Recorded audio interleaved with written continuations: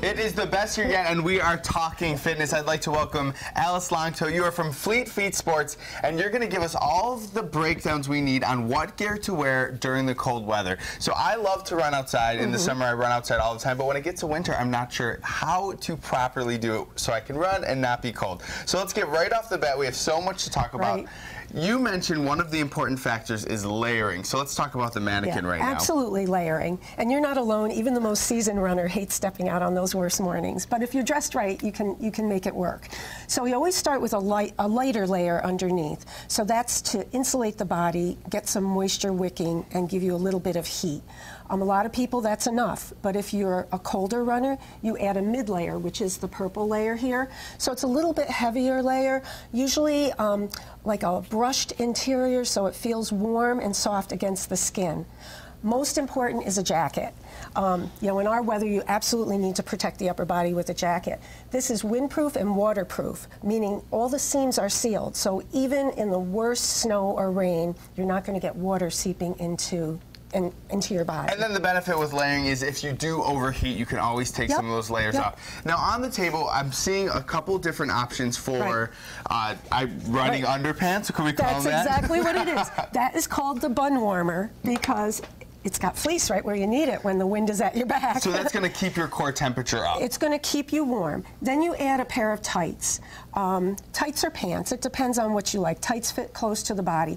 This tight here is actually from CWX, so it's a muscle supporting tight too.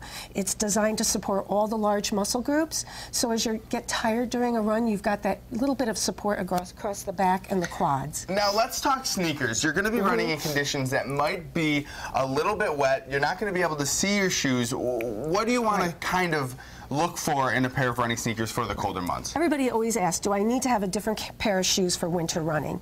And really it will make it much more comfortable if you do. You can either do Gore-Tex, which is, you know, going to keep the foot totally dry, or go with a shoe such as the Nike that we have here that has an H2O repel fabric. So it's water repellent. But it's also going to be breathable. It's going to be breathable. That's the issue with Gore-Tex. It keeps your feet dry, but it can create some heat issues inside of the shoe for you. So the Nike shoe, which is why I brought it, is water resistant, it is breathable, and all of the mesh is also reflective. So you're going to be able to see on some of those darker... So when you're out running, somebody's going to see your feet just going along and really pick up on you out on the roads. Now everything we talked to, I assume, sort of transitions into men, but I want to take a moment to talk about your running clubs. A lot of people out there are starting a new fitness regimen. Maybe they don't know how to run. You're going to help them get started and keep going. Right. We have training programs all year long, from beginner 5Ks to a faster 5K to a 10K to the half marathon. We also, though, do a weekly free group run every Wednesday night at 6 o'clock from the store. We call it Snowy Buffaloes in the wintertime, very appropriate.